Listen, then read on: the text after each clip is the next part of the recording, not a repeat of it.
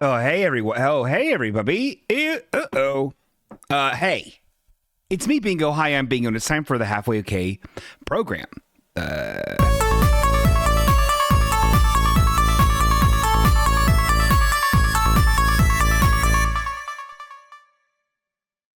Hi.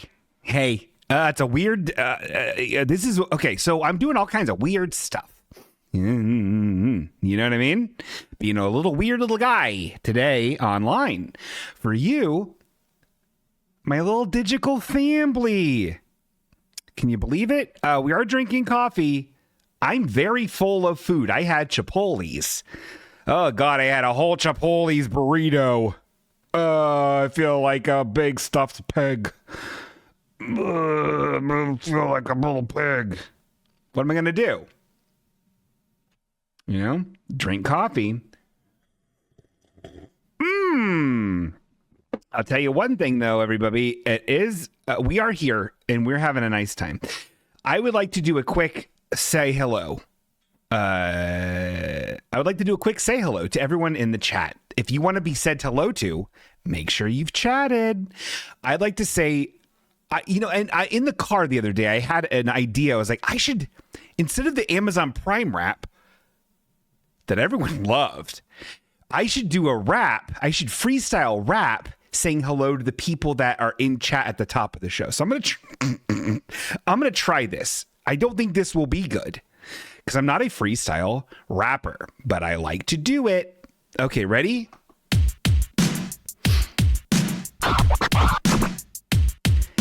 Hey, I want to tell you who is up in here. Funny people in the chat, you see. It's Karist, Camo Krabby is here. Stargazy is having a nice time. Katie's here. I hope she's feeling better. Did you even know that we got Samantha here? She's wearing a sweater. And now we've Jedi Greedo. Oh no, there is Crab Tornado. Eric Dittmer and Nightbot too. Did you even know it? Kurt is also here. And Ian is also here in the chat. Okay. Cowabunga! That was not very good. I could try to work on it, or I could try to do other things with my life. Maybe I could learn how to cook.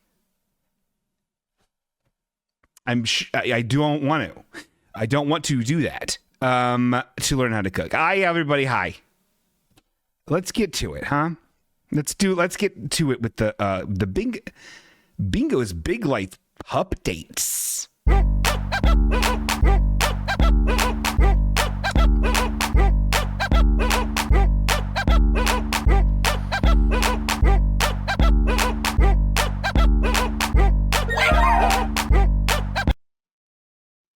Thank you, little pimp. You need a Crab Tornado in the chat says you need a human beatbox sound clip to hit during that. That is true. Tess, could you mark this timestamp in the chat for me to go back to and look up what Crab Tornado just said about the please, Tess? Okay, thanks. She did it. Yeah, I see it in my inbox. Great. Thank you, Tess. Huh. Okay. Kind of cool. Random. Hey, guys. Hey, it's Bingo's Big Life update. So I still have this Christmas tree up in the background, but it's making all my lighting all weird. So if you're listening to this and you don't see the lighting, just trust.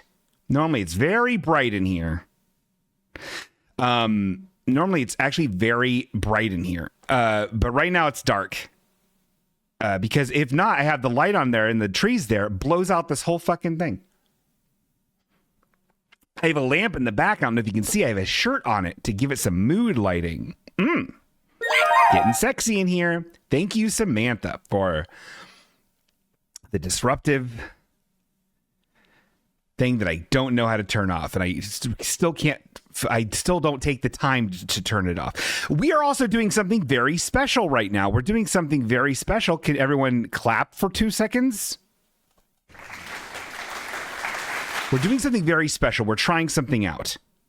I'm simultaneously webisode casting this to YouTube. Thank you, Eric. Thank you. So this is on YouTube as well. There are apparently a way to integrate the YouTube chat with the Twitch chat, and it's a whole thing, and Twitch doesn't want you to do it. We're baby stepping it. We're figuring it out, and we're going to go from there. The VODs will still always be the edited, the versions without the basically there's no dead air if I take breaks or the pre-show and stuff like that. Those will be on YouTube the following day, so you can still watch those at work. So that is very exciting, and I know what you're thinking. Bingo, boy, Bingo, you're stupid. How can you be simulcasting if your internet's so fucked up, Bingo, you dumb pig? And I'm like, well, listen, you fucker, I got my internet fixed. Whap! Bye-bye, I'm gonna go jump in the toilet. That's right, everybody. My internet is fixed. I had a person come here and make me have new internet. I now have. I'm not even going to give it. I'm not even going to say the company names, other than to say Spectrum is bad. I don't like them. Also, can I say this? This is weird, and I'd like to know if people have have figured that this is. Hi, Naomi Fullboom. Thank you for being here. My biological father, Naomi Fullbloom, is here. Thank you for being here. She's great. Put that in your pipe and smoke it, conservative rights. Listen. So there's this thing that happens, you see. So I had to talk to Spectrum several times throughout this whole process. And like when I would talk to them and tell them what the issue was, which is basically my stream would drop out and it would ruin everyone's fucking life and make me want to eat a glass sandwich. They were like, talked a little bit, and I was here's the thing. I'm polite, but I'm very stern on the phone. I make sure that they understand I am frustrated and that this stuff is unacceptable. I let them know. I don't yell. I don't say, give me your supervisor. I don't do that. But I'm not friendly. But eventually, I am hilarious. And then these people have asked me like what I stream, like what I'm doing. And then they asked for like the channel name. And I'm like, if it would happened once, I would have been like, oh my God, thanks. Oh God. But it's happened now 2 times that I called Spectrum. And then when the new company was here, they got to see my rig, got to see that I was blasting some fucking Twitch streams, blasting up my Fortnites online. And they saw it and they're like, oh, it's a cool setup. Oh, you got this. And I was like, yep. And then he also asked me like, oh, out of curiosity, what's your stream? That's 3 times. And I feel like it's part of their training now, because I don't feel like that's something that somebody should ask somebody. Who fucking cares? If I know anything about anything, no one's impressed that you do a podcast or that you stream on Twitch. Ain't no one cares. No one does, because everyone can do it. The only thing stopping you is the fucking nerve and scheduling it. They say that doing it every week is good. So that's very weird. I feel like that's weird.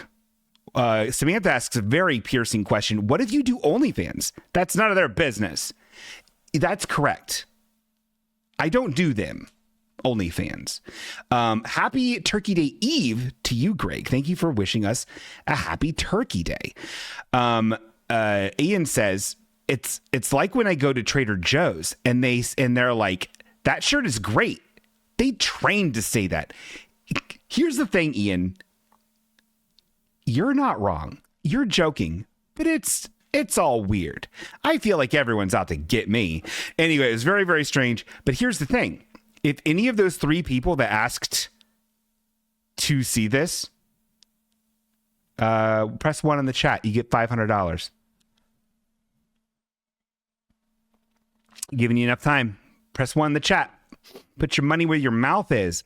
Oh no! You drive to Connecticut to see your family for Thanksgiving? You can't watch the Bingo Hour on Thanksgiving Eve. Okay, don't you press 1s. I know who all of you are. I ain't giving you nothing. I don't have the money. I've been spending it. I got a beat, buddy. This is good. There's some exciting times coming up in the bingo time. Anyway, so I guess that's it. I have the internet. You were doing a YouTube. Yeah, that's it. Bingo's Big Life Updates. Nothing else to report, Apple Court. You know?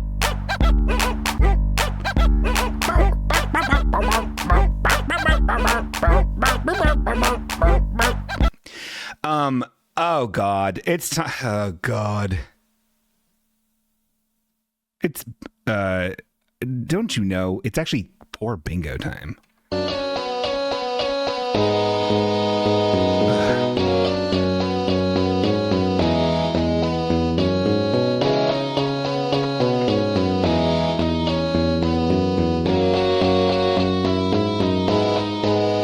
I've got a smell on me that I'm not comfortable with. I went to a faux restaurant yesterday called What Da Faux, which I fucking hate the name so much. The ambiance is terrible. Food, great. Oh my God, I had a salted caramel coffee. Oh my God. Holy hoke. And then I had some weird dish that had like fish oil in it. And I'm like, good, yum, yum, yum. And I couldn't eat it all. Oh, good, oh boy. And then I took it home, you know, and I put it in the refrigerator. And then later that day, I was like, I'm gonna have a slurp. And I don't know what happened. I think I got some on the counter in the kitchen, and I was rushing and pushing trying to make my coffee drink. And I think it's like on my arm. I've got fish smell on my arm. Anyway, I'm in shambles. I'm having a hard time. And it's actually, I'm having a hard time. Pho is Vietnamese. Vietnamese. They also have sandwiches, because I think the French went over there and they made them have baguettes or something. Is that right? Can someone fact check me on that? This doesn't count as bingo stupid, by the way. We're not getting that fifth demerit this episode. I'm not prepared for it. That fifth demerit is going to be a floozy. Hateful Box, aka Ian, says to me, Bingo, can you rub a card on yourself and send it to me to the winner? Yeah. Win Bingo Scent contest. Yeah, we'll do that. I'll do that. We'll do that. That's funny. I will, if I have a card here. I have an index card. I'll rub this on me. Here we go.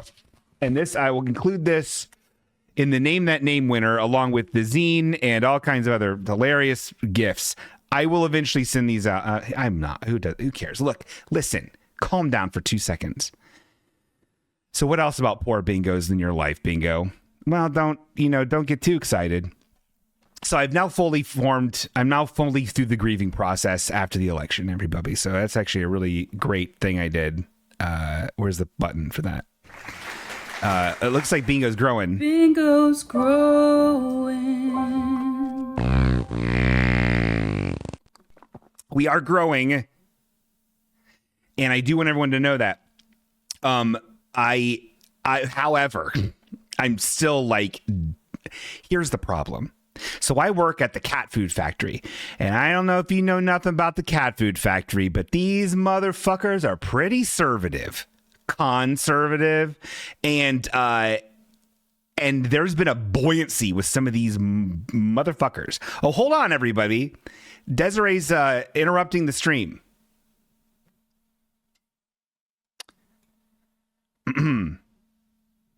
It's pho, not faux. Oh, that makes more sense. It's what the pho. You couldn't have put that in the chat, Desiree? All right, I'm blocking Desiree. Okay, it's what the pho. I guess I'm an ignoramus. So I'm really actually sorry. It looks like that is a little oopsies. We'll get to that later. I have a little oopsies later. Where was I at? I was saying something really funny and really, oh yeah. So these motherfuckers, there's people at my work, right? It's frustrating because a lot of them, I'm like, I like you, but I know how you fucking voted. And they are as pleased as punch because their God's wishes came true. They're going to be thankful around the Turkey Day table today or tomorrow, being so thankful that all those boarded babies can't get boarded, that all them trans kids can't play sports. They're going to be so fucking pickled tink. And I can see it on their fucking face. They're happy about it. They're like, oh, we own that lib bingo who won't shut the fuck up about anything, who wags his finger and says, you can't say that. And I do that. It's hilarious. And they're walking around me but I think that, and that's fine. I get it. You're bad losers or bad winners. So am I. I would be rubbing it in your fucking face. What I don't like is the attitude of, and I'm seeing this, you're hearing this, you're seeing this all over the place, right? With these pieces of shit, these people that have won, and now they're saying the stuff they're saying is like, well, this is really the time for healing. Now that we got what we wanted, we're going to destroy the fucking absolute shit of the country and world. We got what we wanted. It's time for healing now, AKA get over it. That's what they're saying, is get over it. But in the most bless your heart, shitty fucking fake, inauthentic way.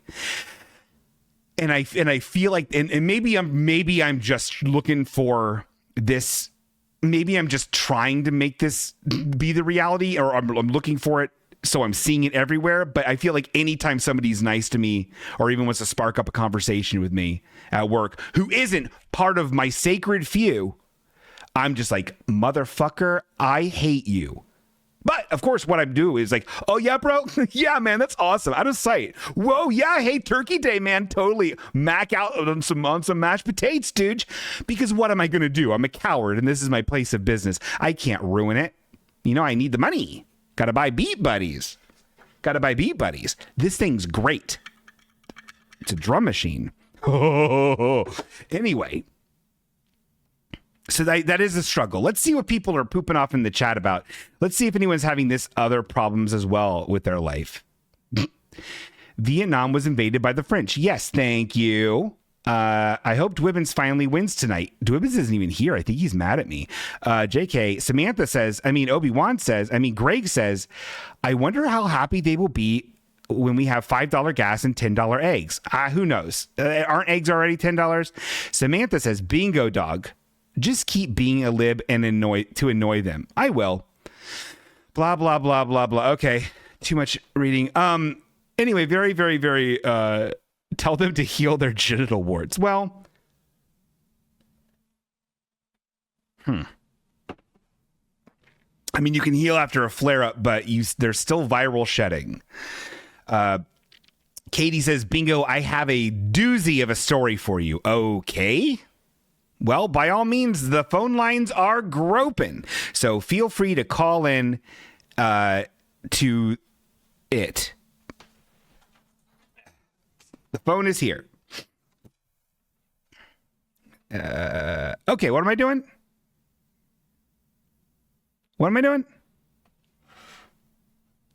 Oh, yeah. Okay, that's yeah. So poor Bingo, huh? Can you believe it?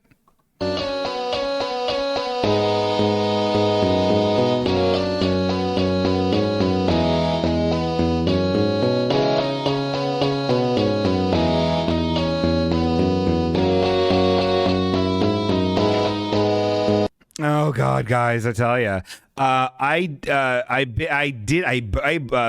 pulled a boner. I made a lot of mistakes very recently, which you know what that means.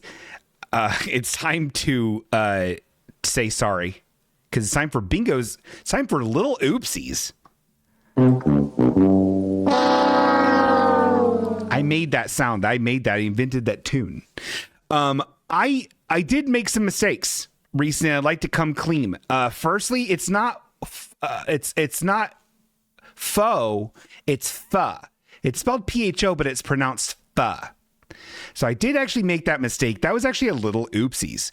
I also did another boner. I've been saying EDT, Eastern Daylight Time, because I didn't know there was a difference between that and EST, Eastern Standard Time. I just thought that people were saying EDT now. I thought there was a pronoun change on what we how we say what the time is for you. And I was just like, got it, dope. I'll say this now. Turns out, now that daylight savings time's over or beginning, I don't know. We say EST now. So I fucked that up. I did fuck that up. And so I'm really sorry about that. I also did another big old bad guy thing. And I'm real sorry about this. Oh, God. I owe my buttons, everyone's favorite segment, which, by the way, if you don't know what Oh My Buttons is, Oh My Buttons is if you send me a sound that you make yourself and it wins, you could be on one of my buttons. And so the winner of the Oh My Buttons this month was this sound made by Viv. Bye-bye. I'm gonna go jump in the toilet. I think it was that one. I put two of them on there. I did that one, and I did just the vanilla, which I guess is it sounds just like a weird monster. I don't know. I love it. And so, and I guess I guaranteed that I would play that sound every episode. In last episode, I didn't do it. I was called out on this in the Discord. I'm not going to name by who named my name in that allegation. But I messed up, and I'm real sorry. So I am sorry. It was actually a little oopsies.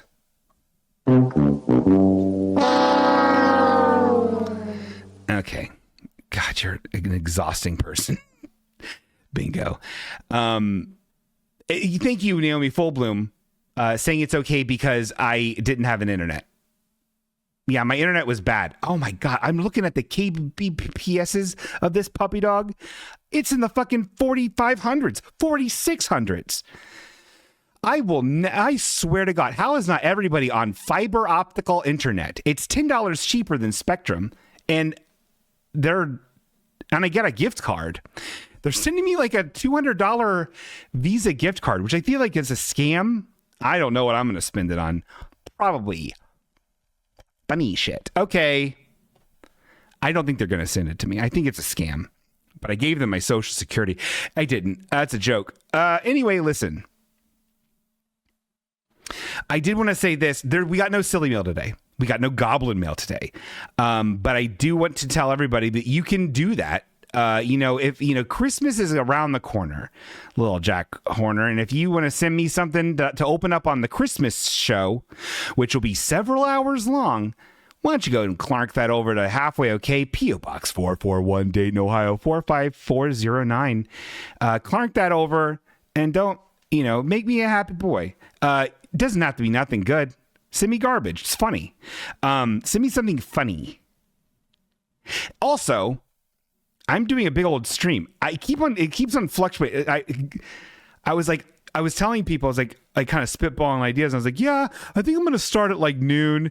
And then they were like, oh, then like go until like midnight. And I was like, yeah. Probably just go till midnight, that's 12 hours. Where I think before I was talking about 6 hours. Who knows what I'm going to do, but I'm shooting for noon. So we'll, check out Social Mead, for more information. Also, I do have to, I should say that, with the bingo funny lines being open, there is the opportunity to speak to our good friend Bruce. Yeah. Our good friend Bruce, which is me. Yeah, Bruce. Bruce is a very nice guy. He's very thoughtful. He's great, and he can, if you want to ask him a question. Actually, there is no asking him a question. He wants to ask you a question. He wants to have a tender moment with you. You can also just call and ask him a question if you want to. I don't know. We'll do whatever you want. But he would love to ask you a tender question and have an emotional time with you. Right, Bruce? Yeah. Okay. Well, thank you, Bruce. So that we got that out of the way. It feels too soon to do. No, I guess we're about 20 minutes in. Well, okay. 20 minutes talking about some fun.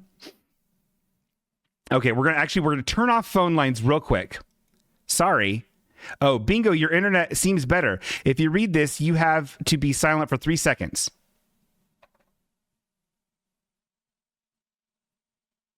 I gave you 4, Eric. Okay, great. Well, amazing. I want to finally, I finally got around to, this is very exciting. I finally got around to making the Bingovoyage video for, when I went to New York. Okay, and that's fun. So everyone should be very excited about watching this. Audio perverts, put down your audio, pick up the video, and if you're listening to this after the fact, I will have a separate video on the YouTube channel that is just the Bingovoyage. Bingovoyage is my number one acclaimed travel vlog that I do when I go to places. And the most recent place I went was to big New York City, Apple City. And right, Samantha's excited. And so now I've been to Chicago and I've been to Seattle and now I've been to big New York. And I think everybody, you're going to really like this one. It's shorter than the other ones. I think pretty succinct. I'm getting the hang of these videos. And I hope you like it. We're going to watch it. There's not going to be any chat on the screen. So don't, this is a cinematic, this is like Tenet. You don't want to watch it with a chat over it. Okay, I'm going to stop talking. So everybody prepare yourselves. This is about five minutes long, I think is what it was. Just finished it. Please enjoy it. Please like it. This is called Bingovoyage. Bingovoyage.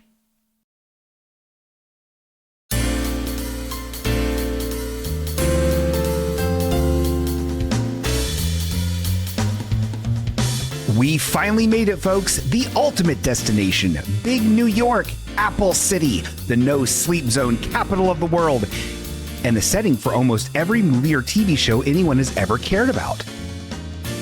But does this mega metropolis live up to the hype? Renowned for its art, culture, food, and entertainment, New York sure does set a high bar. Let's just see how this land of gabagool stacks up against the other destinations we've been to. In my opinion, the best way to get around big New York is the subway system. It can take you all over the city, and if it gets to the point where you have to transfer trains and you get confused and scared, you can just Uber. It's easy as a slice of pizza pie. First stop, Mood. That's right, the fabric store that's in like every episode of Project Runway. Wow! What even is this stuff? There's absolutely nothing here for me. Thank you, Mood. Then we're off to 30 Rockefeller Plaza, home of NBC Studios. There, I saw a Saturday Night Live hoodie that was priced at $185. Then some dorky page convinced me to wait in line for an hour for a chance to be in the Tonight Show audience, which I did not get into. I'm not even sure why I agreed to do it. I don't even like Jeremy Fallon. Must be that TV magic. And you know your boy Bingo can't pass up a chance to go to the official Nintendo store. They had tons of stuff I could have just found online. I did buy this cool Tangela though.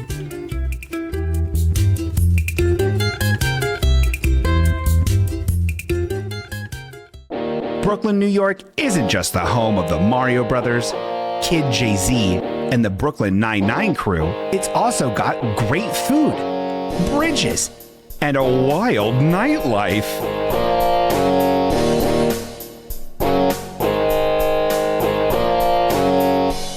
Big. I love this. I love this.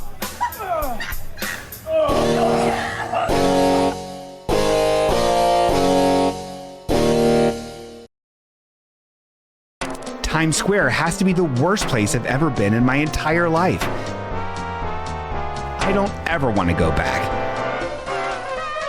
Why would anyone do this? Why did I do it? My God.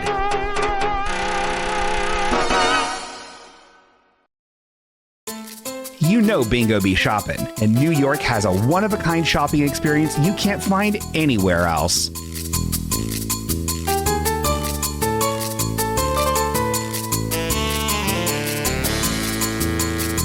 From the exotic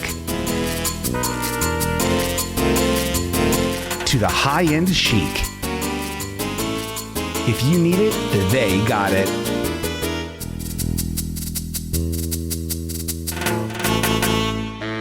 Just make sure to bring your MasterCard. That's New York life.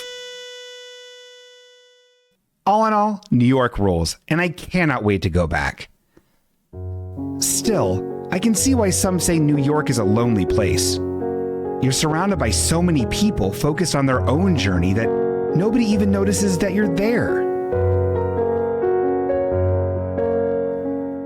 Could it be that this city, one of mankind's greatest achievements, is nothing but a cold reminder that though we can come together to create great things, we are, as individuals, insignificant and profoundly unspecial? That nothing we do really matters. That at the end of the day, I am but one in a sea of endless meatbags wandering the streets of life, looking for a place to piss. Who's to say? Alls I know is, when it comes to my memories of big New York City, I'm surely not going to forget about it. I should have bought that Bart bong. Hey, we did it.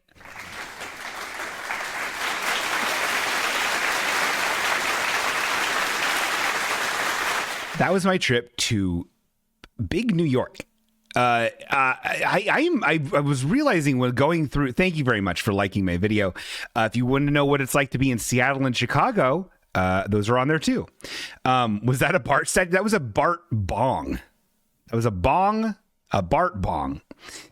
Thank you so much. I hope, Katie, thank you for liking it. I hope that you noticed some of the Sex in My City song in there. Yeah, I really like doing these. I am not good at shooting footage. Most of it was unusable. I don't know what I'm doing ahead of time. I just shoot a lot of stuff that's not very good, and then but I love the editing process. I genuinely love it, even though it is very, very formulaic. I say three things, and then I get. You'll see it. It's the same exact. All three are the same exact video. It's not that great, But hey, I'm not doing it for cash. I'm doing it for clicks. The real money. So everyone loved it. Thank you very much. Bingo, obviously, I noticed. Says, yes, thank you for noticing that music. Hold on, everybody. Phone lines are. Oh. What? It is. Why am I streaming to, this is the word. Why am I streaming to YouTube? This doesn't make any sense. Well, we'll see what happens. Phone lines are groping. Bingo. Thank you. Oh, thank you, Katie, for the sub. I owe you several items. Thank you for the sub. Phone lines are groping. If you're part of the sweetie list, remember you can call in and then be on the show. Everyone will love it. People think it's funny and hilarious. Okay. And then we're going to shut that down. Okay. So now what are we doing? You know what? If you're streaming on YouTube, I can't find it. I am. And I don't know how to make it not unlisted. I don't know what's happening. I'm just going to, you know what? We're just going to stop streaming to YouTube. Clearly, I have to figure this out. How do I stop the end stream? Bye. I'm ending it. It's over, YouTube. I hate this. Okay, that's over. It can't hurt us no more. Now it's just Twitch. I was trying to do a thing, right? You catch more gravel in the hamper if you get around town. I was trying to get out there, do more shit. It's either that or I get another 100 balloons and attach them to a Nana blanket and show my penis on the air like I did back in March. We know how all that turned out. We got hundreds of viewers and only 2 stuck around, and they're not even here anymore. So this is clearly a giant waste of effort and resources, but we love doing it. You know what I mean? We do love doing it. Okay, what's next on the agenda, Melinda? Oh yeah, phone lines are groping. If you want to call, Katie apparently has a story for me, but she's not willing to call. Yeah. All right. So let's see. Bingovoyage. We did that. Oh, you know what? Hey, my God, we're really pumping through this. We're really pumping through the show, aren't we? It's too early for a Pokemon Rank 'em Up rodeo, don't you think? It is. Instead, let's do this. Have you ever heard of What Were They Stinking?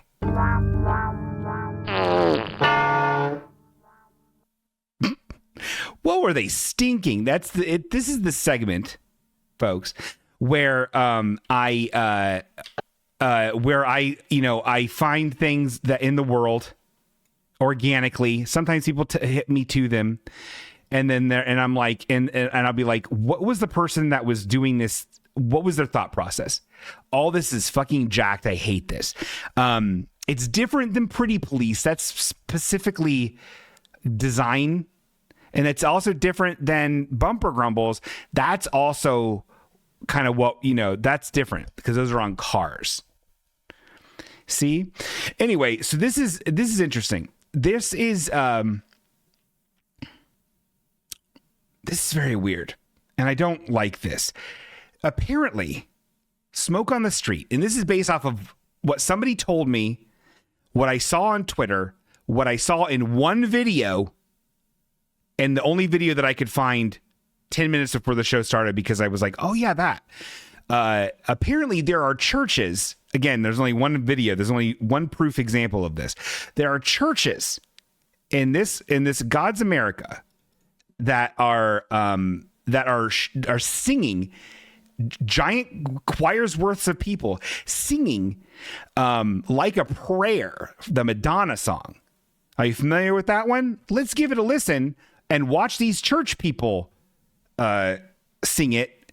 This is off somebody's Instagram reel because it has the type treatment that they have on it. So please excuse the words that are on it, okay? Let's do our best to listen and give this our full attention, okay? There are so many people, each whiter than the next.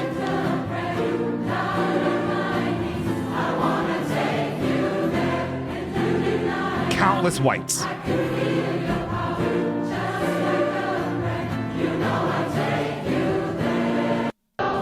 I mean, they even have like a conductor guy at the end who looks like Booger from fucking Revenge of the Nerds doing the conductor stuff. Very strange. That song's about giving a dude a beach, right? It is. Let's look at the lyrics. And I understand the point is it's supposed to, Madonna, a person who is notoriously not religious, controversial, provocative in her day. Most of her shit's about sex. Decided to write what? A religious little song to be sing 35 years later by a bunch of blonde whites in an old church. Madonna lyrics. Life is a mystery. Everyone must stand alone. I hear you call my name and it feels like home. Okay, I get it. I'm sure there's something in here about dongs. Let me look. I should have done this before. Man, there's just a lot of different lyrics to this song. I figured it would just be like the same 4 things and then a chorus. Anyway, it doesn't matter. They're talking about on the knees and stuff like that. It's about giving a beach.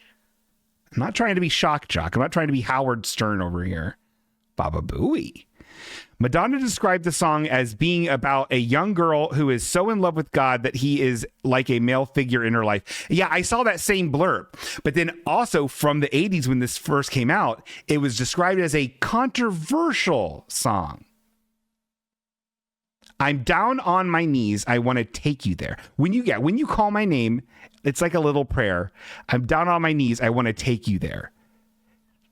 Ugh. In the midnight hour, I can feel your power just like a prayer. I know I'll take you there. That's cum. That's her getting cum out of a man. Sorry to be too hot for TV. It's what it is. That's what that is. Yeah, because here's the thing. In this, there's several times, like a child, you whisper softly to me. You're in control just like a child.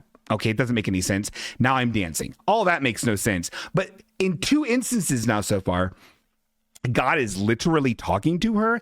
That would explode her head if you're paying attention to the Bible, which I do. You can't talk to God. He'll blow your head up. You can't look at God. He'll burn your eyes open. He just showed his back to that one guy, Moses. Is that Moses? Anyway, it's about, that's what it's about. What were they stinking? I thought that'd be funnier. No one really seemed to agree with me, so it's kind of ruined the whole bit. Oh, here's another what were they stinking? We have a few of these today. Here's another one. I came across this in, hold on, Greg's popping off. It's from there. It's about sexual attraction to God. Okay, gross. Yeah, she was giving Jesus a beach. Okay, yeah, cool. He nutted. Okay, Greg, that's disgusting. My goodness, Greg. So I was at the comic book store the other day. Desiree was cracking up over here. Why? About what? That song? No, tell her to find the king's men and all the horses. Put herself back together for once. Oh, okay. That doesn't. I went to a comic book store the other day, and something caught my eye, and I looked at it, and I was like, okay, I guess that's stupid. And then the more I looked at it, the more I'm just perplexed. I'm just perplexed by this. Let's look at it. Okay. This is a Avengers Disassembled, which I don't know. It's a what if comic. So this is, and the what if is what if ... Mickey and friends were Earth's mightiest heroes. So what it's suggesting is the Disney gang is the Avengers. And I'm like, this isn't a fucking Marvel show. I'm not going to fucking talk to you about the Vision, but I do want to talk to you about what I'm seeing here, which is a wild array of fucking choices that they made. So first and foremost, Mickey Mouse is Iron Man, which makes no sense. And it's not even like he's barely, like he's just looks like him, but he's like made of sort of metal. It looks like shit. He's Iron Man for some reason. Also, they're all flying, which half these guys don't fly. So Mickey Mouse is Iron Man. Makes no sense. Minnie Mouse is Scarlet Witch. Okay, I guess because there needs to be a girls one. And then Daisy Duck is the fucking Vision, which is a wild choice. Kind of, it's bold. The one, and I don't know who even this is supposed to be. Pluto is someone I don't recognize. Is that Giant Man? Is that who that's supposed to be? Who is this? Greg, who is this, Greg? Who knows who that is? Donald is fucking Hawkeye? Makes no fucking sense.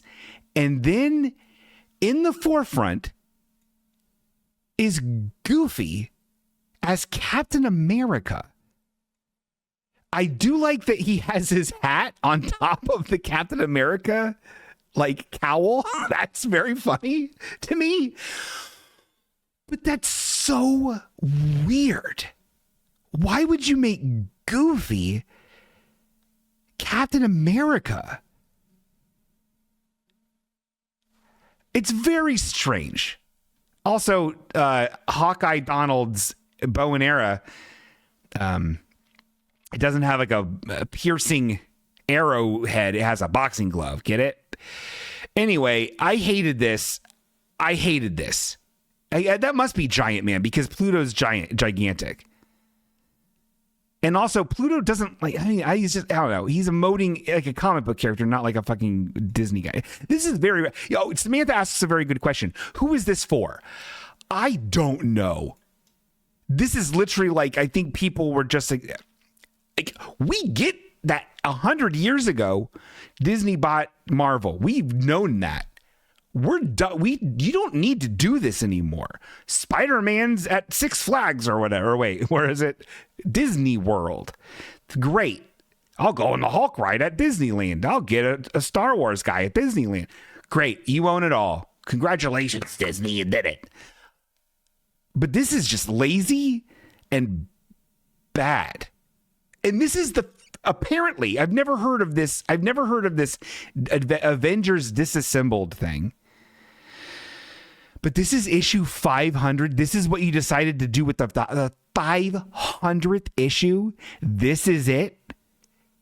The laziest fucking thing you could do that you couldn't control. It was because Papa Disney bought Mama Marvel and made this happen. Like it sucks. It would be cool if they killed off a Disney character in canon. Naomi Folum says, well, come on, don't get crazy. You know, what is this, Kingdom Hearts? Anyway, it's very upsetting, and I think it's very stupid, personally. And I'm sorry to say that those kind of languages, but that's how I feel. So you know, if you were out there and you see something that you're just like, what on a world?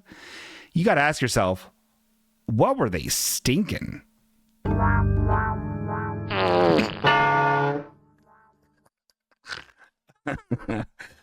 I should like it because of the clonk at the end.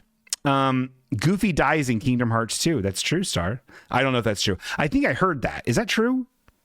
Mickey's evil and is wearing like trip pants, like a multi-zippered like Matrix coat. Is this correct? Mickey's like super edgelord in Kingdom Hearts. Kingdom Hearts is fucking crazy. I have never played a game so aggressively unappealing to me than Kingdom Hearts, and has nothing to do with the aesthetic of it's just the way you play the game is just fucking dog shit. Let's beat on these little shadow guys for 6,000 years and get these little green orbs that do nothing, and then spend 3.5 hours building a gummy ship.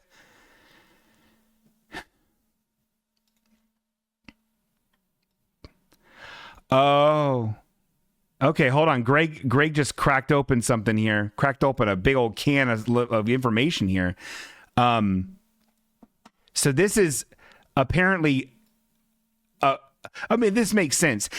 So it's a copy of an Avengers disassembled comic book cover that they already did once, but are missing characters because there's no She-Hulk, there's no Union Jack Face Man, like, so that's weird. And that's I don't know. So and there's Wasp. Why not make Daisy Wasp? I mean, I don't. It's just a weird. I don't know. It's weird.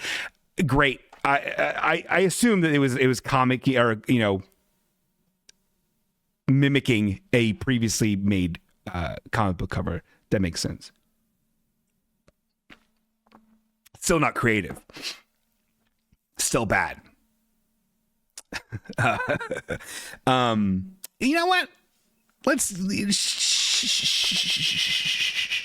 calm down. Shut. Calm down, baby. Calm down, baby. It's time to get better. You hear that music playing? Shut up. It's time to get better. It's time for the Pokemon Rank 'em Up Rodeo. Pokemon Rank 'em Up Rodeo.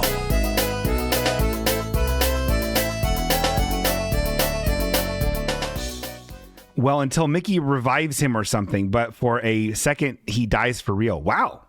Holy shit. It's Pokemon time, mother. This is Pokemon Rank 'em Up Rodeo. If you've never seen this, you'll figure it out. I am Bingo. I'm in my little apartment. It's a video game.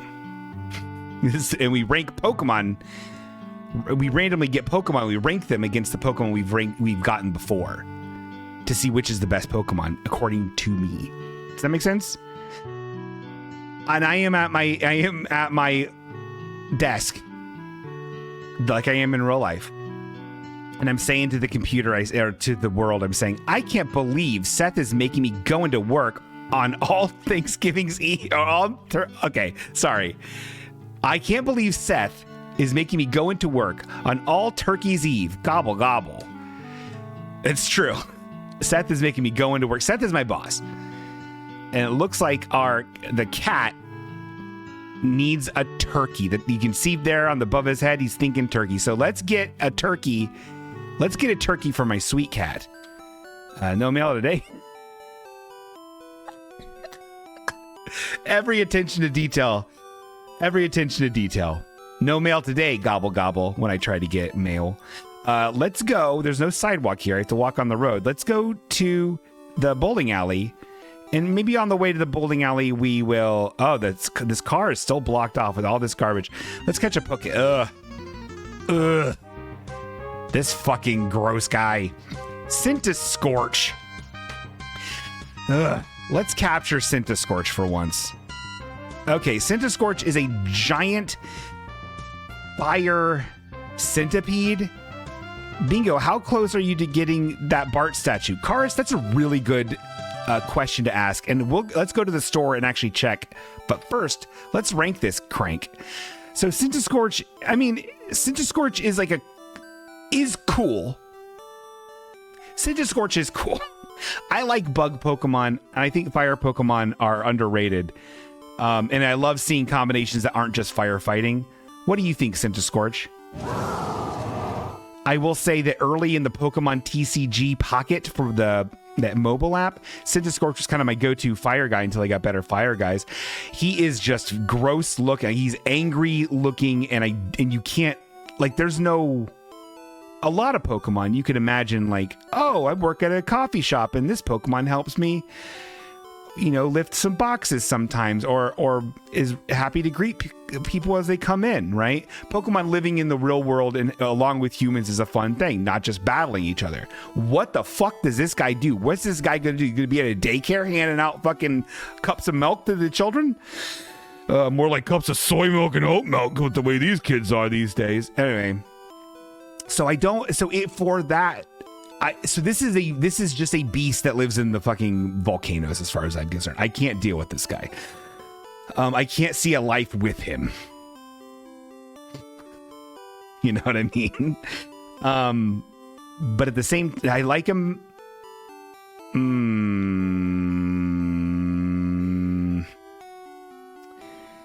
Oof. I like him less than Golbat, more than this dumb fish. So he is ranked 92. So congratulations, Scorch. Condolences, Dondazo. Okay, gross. Shut up, fish. Idiot fish. Okay, let's get my turkey first. Let's go to the bowling alley. Hell yeah. JD Vance is behind the counter. Oh, Lucky Lanes, the arcade is still out of order, but that'll be okay. One day it'll be working. Oh my God. The birthday cake is still here. That's okay. All right, let's play bowling. So this is how you get a turkey. You got to get 3 strikes in a row. Hell yeah. And let's go number 3. 3, boom, boom, boom. Big Justice. He's in wrestling now. Good for him. That's all he wanted. That's why he exploited his child and somebody else's child. All right, let's go to the store. Let's go to the supermarket. Let's go to the store. Let's go to our supermarket, buy a birthday cake. Door is locked. It's this one. Oh, hey, baby. What's up? Let's see. Spark plug. So I have 100. Wow. Oh, my God, dude. I'm close. I have $130 right now, Poke dollars. We have been really collecting some fucking money from the cat food factory. We can buy a spark plug, a birthday cake, a water tank, which I already have. It's a genuine water tank for my Breville Bambino Plus. I already have one. A furry costume, which I don't know why I would want that or need it, but I could buy that right now. Huh. I didn't consider that. Or I could save up and buy a Bart statue, which I do want. Okay, we're not going to get anything today. Save for Bart. Okay, you're good. Good. Chat is all in agreement. Save for Bart. This is Seth's house. He actually bought this for $14 million USD. It didn't used to be like this. And then I can't get into this cave. But then he bought Patriot Park. Don't you see? And then I can't get into this woods because a monster's there. Oh God, there's so many threads. So many threads to go down. And I'm not talking about Instagram's Twitter competitor. But let's go to work. And then he bought the work that I work at. And I can't telework anymore. I have to go in. Ugh, I hate the ultra right cat food factory. All right, he still seems pretty banged up. Let's talk to our boss Seth. Yo, Daniel. My skin is burning. I probably went overboard deep frying a turkey this year. Anyway, as you know, it's a big week for 100% woke-free conservative dad's ultra-right beer. Oh yeah, he also made the beer when they made the beer because they made beer gay for that day, and everyone lost their mind, so he made his own beer that hated trans people. And while our beer is flying off the shelves, while our beer is flying off the shelves up the asses of turkeys, our cat food struggling. No one is cramming our cat food cans up their turkeys' cans. What can be done? I don't know, Seth. We need a truly festive can design that people will feel comfortable shoving up a turkey's ass. Jesus. Okay. Huh.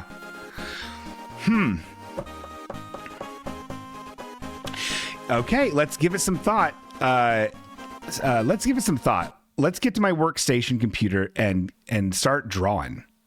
Hey guys, remember our last fucking 6 months, or ever since September, however many months that is, when I would do this and my internet would fucking drop out and I'd lose my fucking mind and it would ruin my fucking life? We are at 4,670 kbps's. Cowabunga! Well,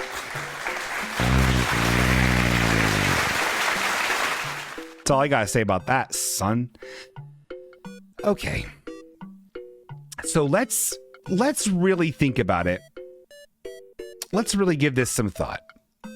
So let's imagine a world where people are like, oh, we want to make sure that we have something to like a stuffing type substance, strong enough for a cat, but good enough for the family. And we want to make them comfortable buying this to do that. Because I think that's, I mean, aside from the lewd joke about putting things up into the asses of a turkey, this is going into the crevice of the turkey where you would put the stuffing to get all those juices. Cat food Jello mold. Ooh, I don't hate that idea. We'll incorporate a Jello mold. I think this might take a while. This might be a long drawing because I want to make this good. Does that make sense? So if anybody wants to call in, keep me comp, feel free. Otherwise, we are just going to chill like a pill. Like a pill.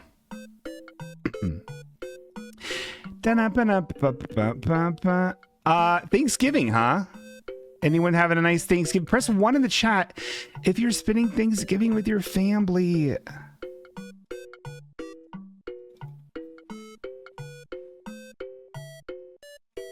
I'm gonna press 1 in the chat because I am also my chosen family, not these creeps. I'm gonna be going over to Greg and April's, and we're gonna have a nice Thanksgiving treat. I think Greg says we're getting White Castles. Is that right, Greg? So that'll be really, really fun. How can I? Oh God, this is so hard to draw a straight line. But I refuse. You know what? We're gonna make a round table. That's what we're gonna do. I don't want to use the tools inside MS Paint to make a perfectly symmetrical thing. I think that is inauthentic to what I'm trying to do here on this planet. If that makes sense. Good Lord, this mouse is wild. So right now I have a beautiful countryside and I'm drawing a big table and it's not working out. Why can't I get over that hump? What is happening? Okay, I'm going to zoom in a little bit. Da, ba, ba, ba. Christmas is here. Having a good time with all your little friends and your little kid. All right. Well, that's bad. All right. Well, I'm doing my best. This mouse is extremely sensitive. So we got to watch that. You know, that's tough for me. Because I'm also sensitive. If you think about it. So it reminds me of something my old friend Jeff always says. He says, you have the right to remain sensitive. And that's something that's stuck with me for as long as I can remember. I like that saying. I like that saying a lot. And you do. You know, honestly, you do have the right to remain sensitive. Don't let anybody tell you how you should live your life. And what you can and can't be affected by. Good Lord God in heaven. Don't let them do that to you. Bingo Dog, do you hate Christmas like you hate Halloween? Sugar. Thank you, Carly. That's actually a really great thing to say.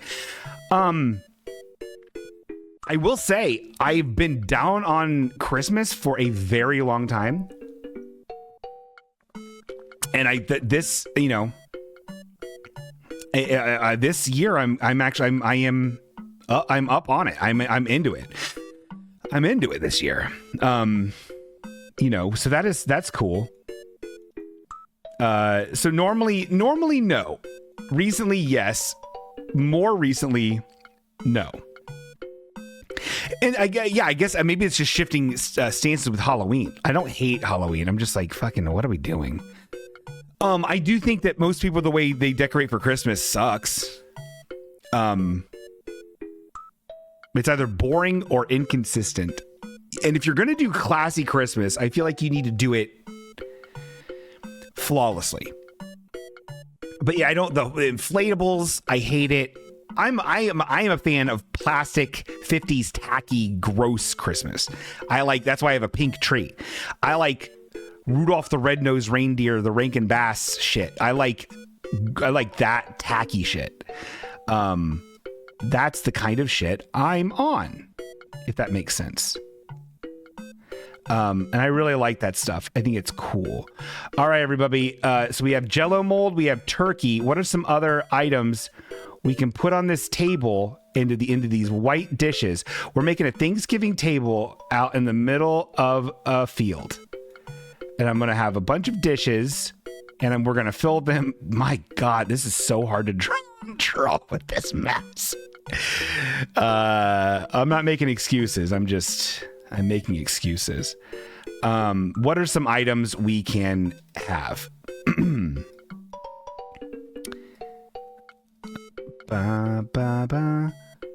Mama. Green bean casserole. Macaronis. Racist uncle. Okay, you know what? I like all those. I like all those suggestions. That's very good. This is the turkey. You can tell because of the way it looks. Okay, that's pretty good. And then this is going to be the green bean casserole. Very nice. This is absolutely a terrible drawing. But I can't. Can I zoom in on this? I can't figure. I don't know if I can or not. Oh. Holy shit. This is a game changer. Oh my God. Eric, did you know this does this? Okay. Well, now we're fucking cooking with gas. Oh, now we're cooking with gas, dog. Oh, yeah. Mother's little baby found some shortening bread. So what happened, folks, is I discovered that you can actually zoom in on this image within the thing. I don't know how entertaining this is. By all means, again, phone lines are groping. If somebody wants to call in, talk about their favorite Thanksgiving memories, what they're excited for. I worry about the audio perverts out there who don't have the good sense to watch the show. You know, they just don't do it, and they can't help it. They're too little, you know. But they got to do it the way they want to do it. These are corns. This is corns. I have to say, if we're going to go favorite Thanksgiving dishes, mashed potatoes is number one favorite. Number one with a bullet. It's the best, and I love it. And I think it's the best. I would be happy with just mashed potatoes. And I don't think that's tacky. I don't think that's a bad thing for me to admit. I actually think it's cool. So if you actually think I'm a bad guy for that, go to hell. Get fucked. I'm sorry I said it. I didn't mean it. But I do mean it a little bit, because why would you think that? Oh, God. I will read chat in 2 seconds. Give me a minute. I'm doing a little bit of this Jell-O mold here. This is not a very good Jell-O mold. But what do you want? I am just one man. All right, well, that's good enough. Okay, well, let's see here. The kid and I collect nature and use it on your T2. It's our tradition. Oh. Like you put nature on the table? I'm very confused by that. Idahoan instant mashed potatoes are so good and remind me of school. Look, I support you, Carly. I don't think instant mashed potatoes are correct. I don't think they are good to have. But I also know that, hey man, you can't change what you like. And some people like instant mashed potatoes. It's like that episode of News Radio. Do you remember where Phil Hartman's character, he found out that the one of the lower level vending machines was selling these egg salad sandwiches that were like really, really, really awful, but it reminded him of his childhood. And so he was eating them like almost like it was almost like a drug to him, and he was eating them like so much. And it was very funny, and everyone really thought it was very funny. This is a wild fucking table of food here. Deviled eggs. Thank you, Eric Dittmer. Yeah. So I think that is very funny. We'll give a blue dish for the deviled eggs. So I think a nice blue dish. You know, everyone needs a blue dish. News Radio. Hell of a show. I hate that Joe Rogan's in it. I love that Andy Dick is in it. I love that the guy who I really like and never remember the name of him is in it. The guy who does Bill Dauterive's voice. The guy who's also he's the stapler guy from the Office Space movie. He's also plays Tukes in, what's it called? Barry. Can we have this little Gary? What? Can we title this Gary's Vision in honor of Gary from the Addams Family? Yes. We can. I don't know who Gary is. Who's Gary? Gary from the Addams Family. What are you talking about? I've never heard of that in my life, and I know everybody. Who's Gary from the Addams Family? When you live in California, you know at least 3 people with an Andy Dick story. You know what? I believe that. And I know that Andy Dick is a sex pest. And I know he's probably bad. I also know that he was like living in his wife's barn, his ex-wife's barn, or like a shed for a pretty long amount of time. And that doesn't affect me liking him in any way. Negatively, that is. I think he's great. He's very funny in news radio. He's my favorite character. That's not true. Dave Foley's my favorite character. Dave Foley's character. But Joe Rogan, God, I hate him. What a bad guy. Real bad guy. Okay, so then this is the Thanksgiving table. It's bad. I don't understand enough about how shadows work, I don't think, to make this really good. It's not good. I'm also taking way too long to make this, and it doesn't look good. But you know what? This is the kind of shit you can do when when your internet is back. So let's fucking do it. We got 2.5 hours on time slot on public access. Let's use it. You know? I don't work tomorrow. It's Thanksgiving. Look at that rustic table. That looks better. Okay, we'll pretend that it's made from a big log. Oh, what's this? A YouTube video? Oh, this. I am so glad we invited Well, I can't watch this. It's the Thanksgiving part of Addams Family Values, but I think it'll get hit for copyright. And it's 4 minutes long. Otherwise, I would watch it. And I will watch it after the show. How about that? I'm sorry. Copyright is a mother effer. For some reason, they don't care about Emerald. I think they would care about Addams Family. And I'm not a big enough channel to be like, whatever, I'm not a big channel at all. I will say this. This is kind of a sweet thing to do and to fill time. I'm thankful for all of you guys who watch this fucking thing every week. What a crazy thing to do. What a wild thing to do. Most of you know me in real life. You could just see me whenever. You could just say, hey, want to get a coffee drink? And I'll be like, okay. I'll be just as entertaining and fucking exhausting of a person. I will. I'll make sure of it. But instead, you decide to do this from the comfort of your own home. And I don't understand it, but it does mean a lot. So thank you very much. I appreciate it. I do appreciate it. Okay? Get off my back.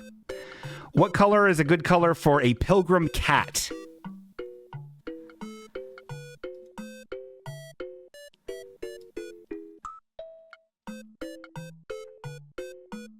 Give me a good color for a pilgrim cat.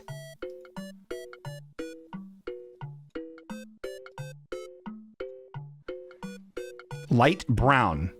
Love it. I feel like there's also kind of a lot of light brown going on right now with this table and everything. Well, you know what? We'll make it work. But if you have another color suggestion, we'll figure it out. All right. Okay, so there's that one and there's this. Okay, that's good. And then we'll have another cat over here who is light brown.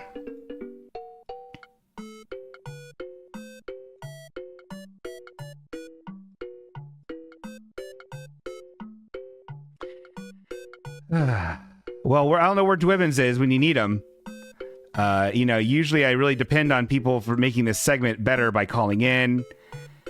But I guess no one cares. So I guess I changed my mind a little bit about what I was thankful for. I was thankful for you guys. Now I'm not so sure. You're kind of leaving me high and dry and making me look like a real fool.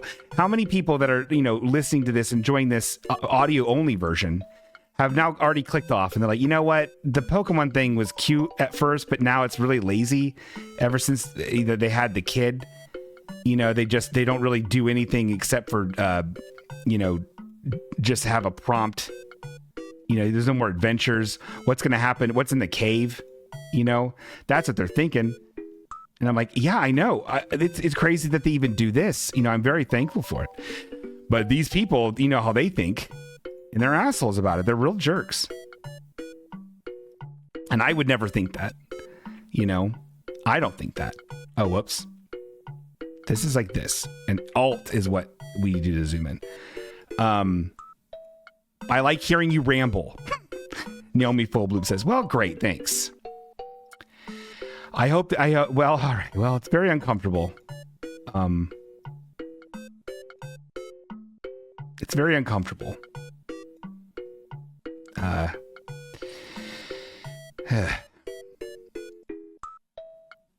Yeah.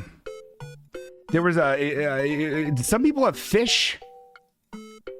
Do some people have fish for Thanksgiving? Is that a thing that people do? That's a wild thing, right? Didn't somebody say once that that's what they had back in the olden times, is they had fish because they probably didn't have turkey? That makes sense. Kinda. Kind of. I don't know. I'm not a Thanksgiving historian. Whoops. I'm not a historian at all. I think history is boring. I think history is some of the worst shit we've ever done. I think it's so boring. I've never liked history. I think history is for boobs. That's not true. That's harsh. I just don't think it's neat. I don't think it's funny. Okay, now here's the problem. Oh wow, look at a lot of cool cats in the audience here. That's good. A lot of emojis of cool cats. So now we have the challenge of a Native American, an American Indian cat. I'm already making him like a yellow and orange because I'm not going to make him anything that could be potentially even a little bit offensive because homie don't play that. But now I don't understand what he should be wearing, or she should be wearing, or they them should be wearing. That isn't offensive. But I guess if they're not, you know what? I'm just gonna go for it. We're gonna go classic. My favorite. Watch this. Wait. What? Oh God. Whoops. Classic headband with the single feather. Coming out the back. That's not a very good feather. And it's red on the end. Pretty good. I like this look for Native American Indians. I think it looks, come on. I think it looks cool. It's not the full headdress. That person's busy. You know why? They were too busy not wanting to give the Pilgrims a chance. And how wise they were, because the Pilgrims really did a number on everybody, didn't they? They are real bad, huh? Really ushered in a so now on like calendars it says like indigenous people, or like Indigenous Peoples Remembrance Day is sometimes tomorrow or sometimes Friday, but then also Indigenous Peoples Day is sometimes Thanksgiving. How exhausting it must be for people that really get mad about that kind of shit, right? Or not that people that get mad that somebody wants to call it Indigenous Peoples Day and not Thanksgiving.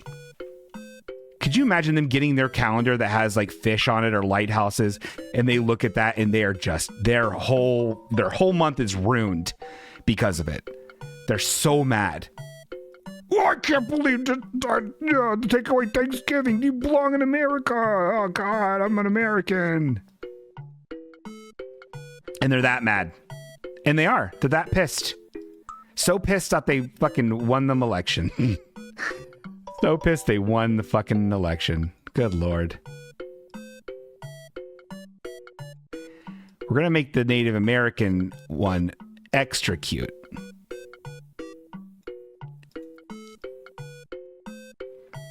He's extra cute.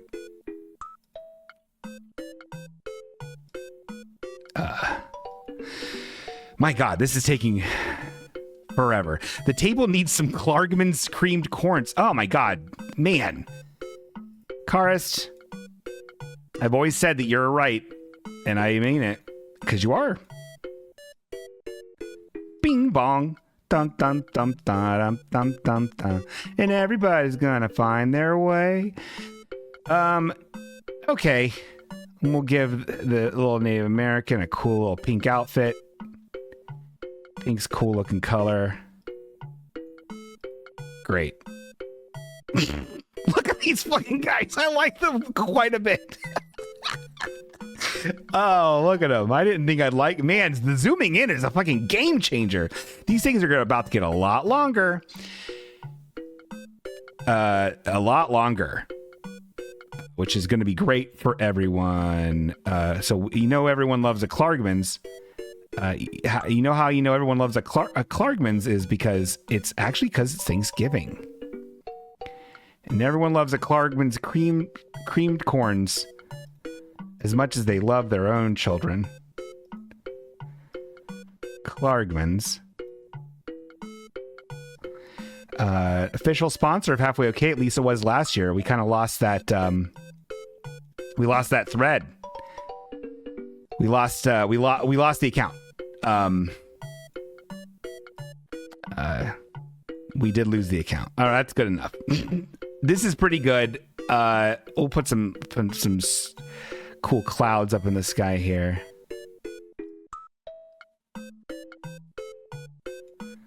They're pretty good.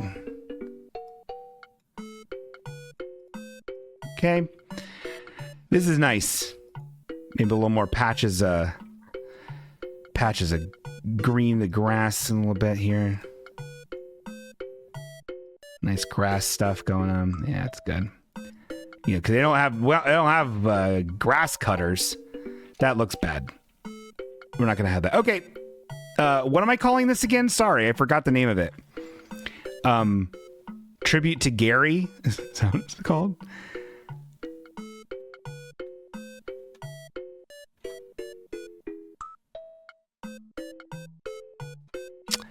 Oh, here we go.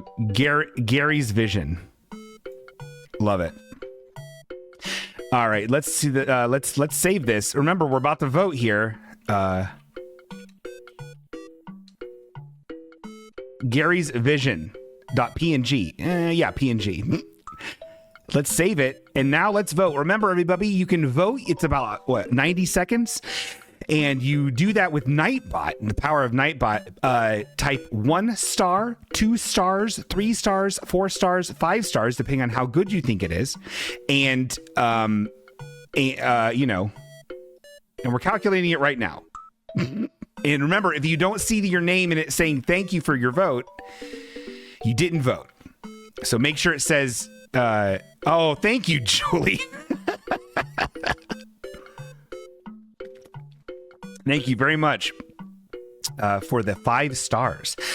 The Zoom. This is going to change. This is going to make this segment so much longer. We've got to find a way. We have to have dedicated callers for this segment. This is bad. It is bad to have it go this long. This is extremely long. But maybe people liked it. I don't know. See, the Pilgrim's uglier, which was on purpose, because they're bad. But the little Native American, she is very cute. And I know I made her in pink, which is I was a mistake. She should have been wearing any color than pink. I'm still learning. I'm still staying woke. Okay? Fucking assholes. Everyone's an asshole. Not me, though. No. All right. Thank you for voting. The ultra right cat food factory appreciates your hard work. That's what Nightbot says. So now we're tallying up the votes. Let's see what we got. 4.67 stars. Let's see how that ranks in the bank. Oh, not okay. So it got better than Denise Babe Cat Boner, but not as good as Garbo Cat, which I think Garbo Cat pretty good. Jake Paul is still up there. So this is rank 6. Pretty good. I still think my personal favorite is Back to Cool. It's still my favorite with a bullet. My least favorite is the Pac-Man one. I think that looks bad. Or the Goku one. Ugh, God. Now I can zoom. Ugh, Back to Cool. Okay. Oh, wait, hold on. Let's listen to what are these two cats? What are they talking about over there on that old table?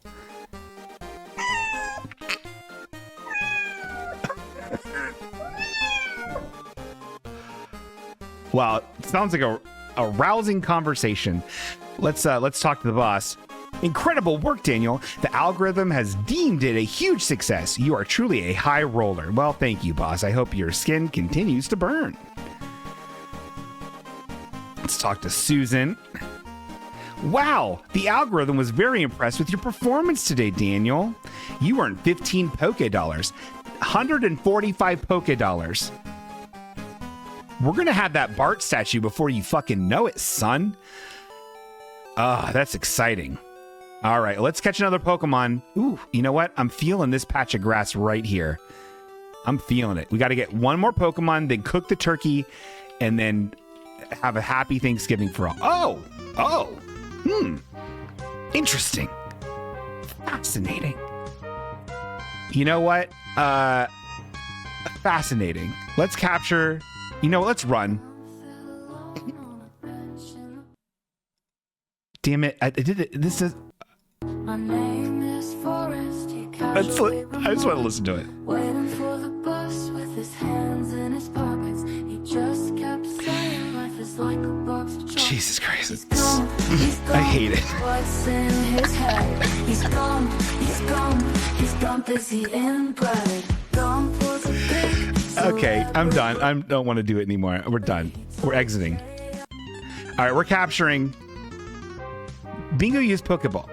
So this one's Axew. Axew's an interesting Pokemon. We caught it. Axew's weird.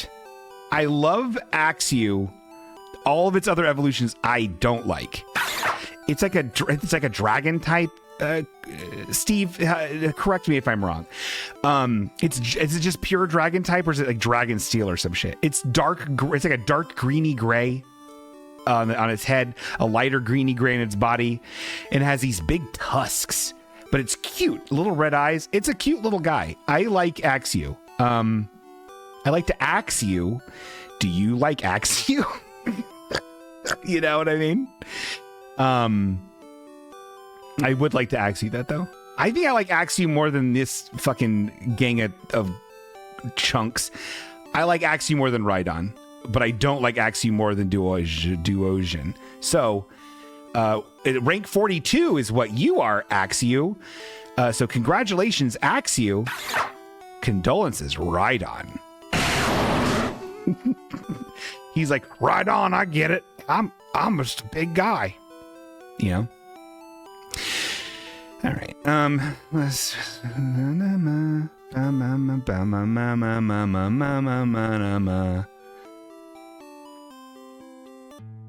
Okay, let's go inside of here. Let's turn this turkey into a lurkey. Oh, let's turn this turkey into a durkey. And we're cooking the turkey in my oven. All right, and I'm gonna feed it to the cat. Oh, he loves it. I love you. Now let's save, like I do in real life. We did it. So that in a nutshell is Pokemon Rank 'em Up Rodeo. Pokemon Rank 'em Up Rodeo.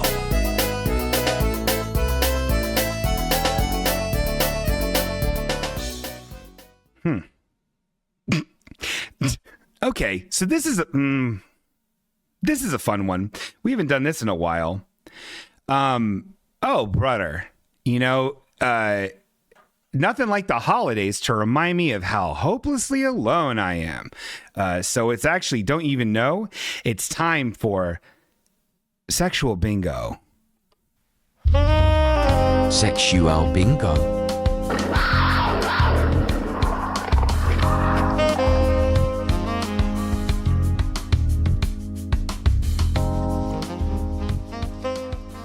That's right, everybody. This is the segment where we talk about, relationships, love, advice, and just in general, my quest to take a lover.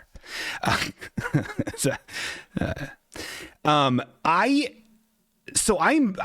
apps, I hate them so dear. I don't like them. I have filled my life with so much creative shit that I'm barely checking them. Barely checking them by bingo standards is I'm only on like one kind of. And even then it's like I have the what's it called? It's the parameters so sklarked down, ain't no one getting through. Not that I'm that picky. It's just a lot of fucking people are not making the cut based off of just like, oh, they're like 100 miles away or they have like kids. And I'm like, I fully realize like, I'm not going to do the kid thing unless someone is just exceptional. But like, what are we doing here? I can't, it's a little like a 4-year-old. Like what am I going to do with that? It's so much work. It's too much. All this stuff. How am I going to continue to do the show if I have to fucking like be like, oh yeah, we're going to pick up Glargo from the fucking soccer club. Okay. Not interested. So I'd rather find someone more my speed. And then also everyone is so fucking boring and they're just talking about fucking travel and wine and I'm like fucking ZZZ. Anyway, so I've been trying to give more of a focus to shifting, my efforts and energies towards creative things, and then being more in the community, out and about, and potentially sparking up somebody IRL in real life, which I hear you can do, but I'm an absolute bad coward at it. So I was like, I always knew that there were like all these like pickup artist books, right? And I also know that they are incredibly problematic, super misogynistic, super fucked up. So I went on Reddit, and this is something I've wanted to do for like several months now, but the internet kept cutting out by the time I would get to this segment, so I couldn't do it. So I'm very happy that I can finally do this, but I'm trying to remember I'm trying to put my mind back to where I was 3 months ago when I was doing this. So I went on Reddit and I was like, what is the most non-fucked up, toxic, gross one of these pickup books? Because I was interested. I was fascinated by what people, because I knew what people, like there's the whole process of negging, right? Like that's a whole thing I do know about. And I'm like, that is super fucked up and gross. There's the thing about taking them to multiple locations. So you build some sort of like weird rapport with them, and they make you think, they somehow imprint the theory is the woman is so whisked away by going to 3 different bars that they think that they've been with you longer and they trust you because they're going to unknown places. Like it's real manipulative, weird, gross shit. Like it all seems super fucked. And so I wanted to find one of those that wasn't that. Well, I found one. It's called, what is it called? Hold on. Do I have it written down?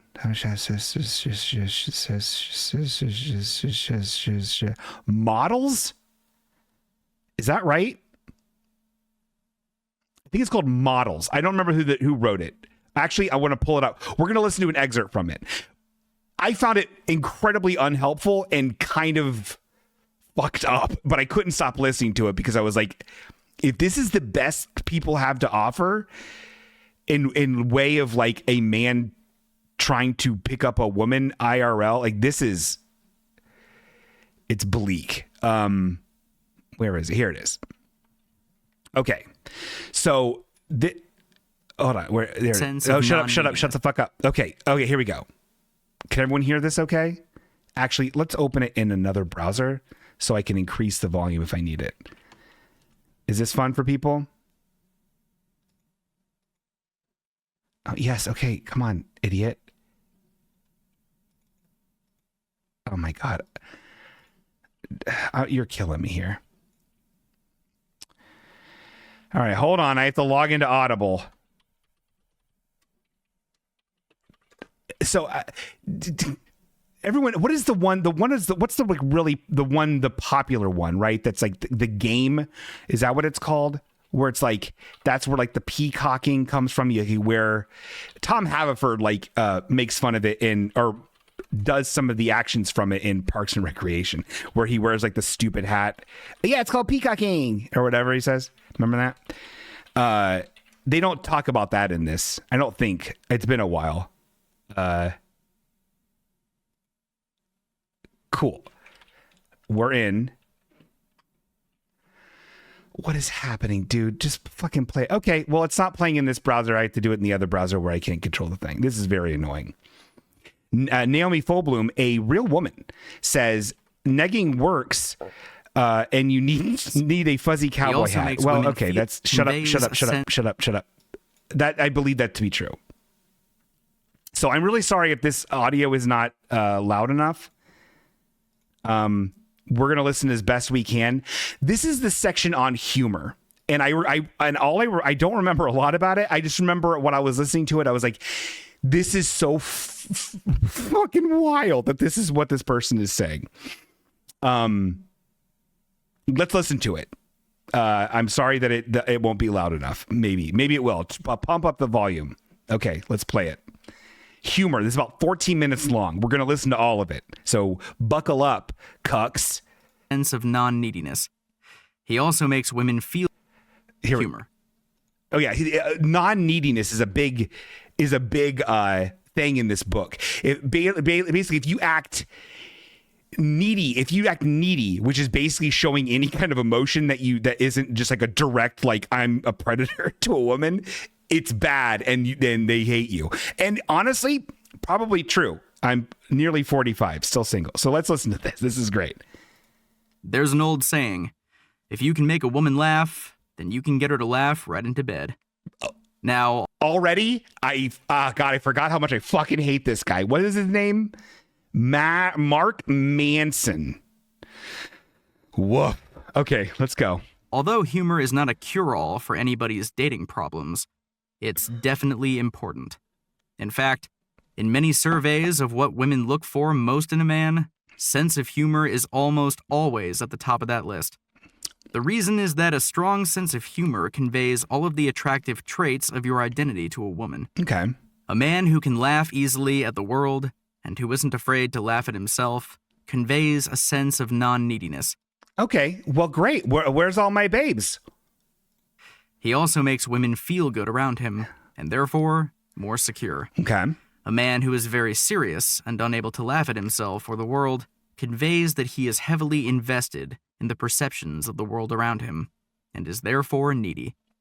Your specific type of sense of humor isn't so important as much as that you have it. Obviously, different women will respond strongly to different types of humor, but this is less a function of your ability to tell jokes and more a function of demographics. Okay, I apologize already if this is boring. I don't remember where the highlights are, but we have to just keep listening to it. I'll stop interrupting. Sarcastic women will like sarcastic men. Silly women will like silly men. Uh-oh. And so on. Focus on what you find funny to you personally. Okay. And don't be afraid to share that with the women you meet. If they laugh, then great. If they don't, then chances are it wasn't going to work anyway. At its core, humor is the art of drawing connections between two seemingly unrelated ideas or subjects. There are a number of ways to do this, but at its core, Humor is a creative activity, and therefore will greatly be tied to your ability to uninhibitedly express yourself. Sometimes your jokes will fall flat, particularly when you're starting out. That's okay. Yep. Don't laugh at yourself. Okay. Don't make fun of yourself. Don't try to... Which goes against everything he was saying. That a person who's unable to, take himself seriously is too self-serious, and that's bad. But now he's saying, don't make fun of yourself. Fuck you. Explain the joke. These are all needy responses that are dependent on others' perceptions of yourself. What do you know? Rather than your own. Sometimes jokes are bad or unfunny. That's fine. Just move on. In this section, I'll give a brief overview of a few types of humor. This is okay. This is the part. This is the good part. This is the good part. Misdirection, exaggeration, sarcasm, wordplay, and role-playing. Misdirection. One of the most common and easiest forms of humor is misdirection. Misdirection occurs when you begin to say something or tell a story that leads the listener to believe you're making one point, and then, out of nowhere, you say something completely different. Okay. For instance, here's a famous line by Steve Martin. You know that look women get when they want to have sex? Yeah, me neither. Hilarious. The line sets you up to believe that he's going to tell you a story about the time a woman gave him a look she wanted to have sex with him. But he misdirects you and ends up making a joke about his own sexual inexperience. Got it. Here's another one from Jimmy Fallon. There's a new book out called Why Women Have Sex that says there are 237 reasons why women have sex. And folks, David Letterman knows the top 10. Again. Ugh, why would you use that as your fucking... Oh, yeah, Kurt's great. Yeah, he's explaining the joke, which he said don't do. So from what I remember, this is the only time he uses two examples from like actual comedians as the humor. The rest are shit that he came up with, and they're really good. He sets up the joke by telling you about a new book out relating to why women have sex. But he then takes the idea of there being 237 reasons why women have sex and relates it to David Letterman's famous top 10 segments on his show and the fact that Letterman got caught sleeping with his interns. It's the... I love very like timed date specific like current events in a book. Like that is a wild thing to put in a book. Anyway, Star says, I love that he's mansplaining this to other men. Yeah, it very helpful. Now I'm funny. It's because of this guy. The connection of these two seemingly unrelated topics that makes it funny. Yep. Exaggeration. Exaggeration is another mainstay of humor and something that everyone should be able to use. Exaggeration is when you take a quality about something and blow it completely out of proportion, often in a creative or interesting way. I see. For instance, she's a nice woman, though. Nicest 3 acres of flesh I've ever met. Obviously, no woman actually has. This is his joke. This is his joke. Nicest woman.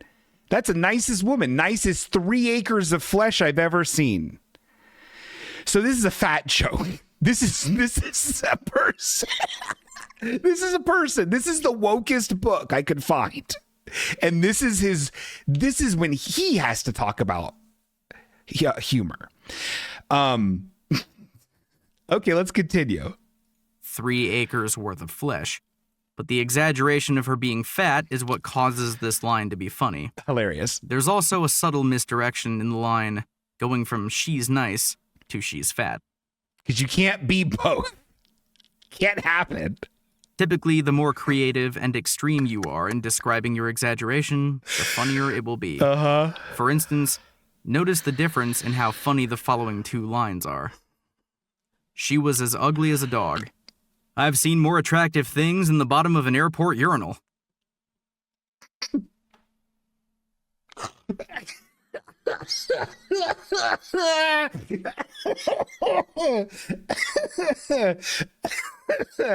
It's I love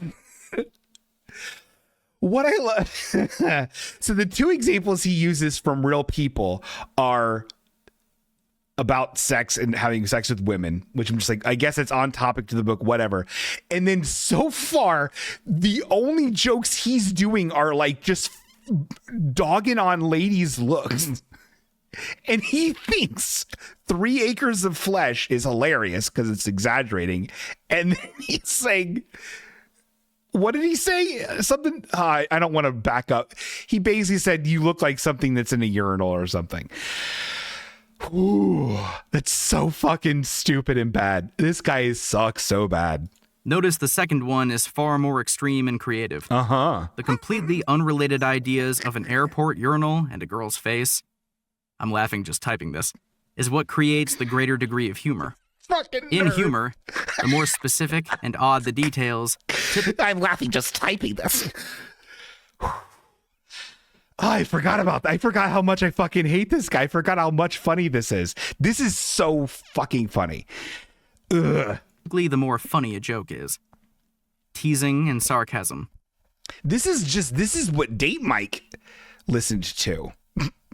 This man is a serial killer. Yeah, Kurt. Oh my God, I love this. Whereas misdirection and exaggeration are funny to just about anybody, you'll run into a minority of women who don't find teasing or sarcasm funny.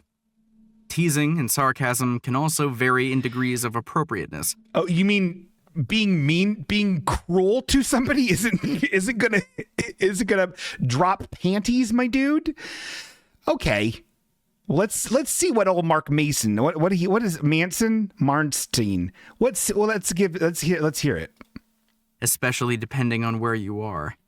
If you're at a funeral, it's probably not a good idea to make sarcastic comments about the deceased's family.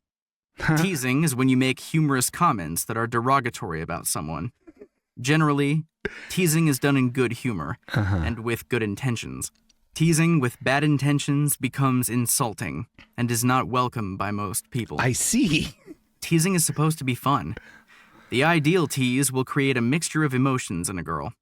Defensiveness, yet happiness. The ideal reaction is when a girl will say, Oh, also, he never calls them a woman in this entire book. It's always girl. my God, I can't believe you said that. But will be laughing at the same time and smiling. AKA just being a fucking edgelord. This is like light negging. This is all this is. He just doesn't say negging, right? Is that what this is? Here are a couple examples of teases. Please. To a woman wearing bright red shoes.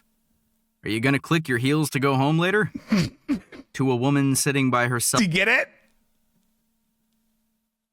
In the corner looking bored.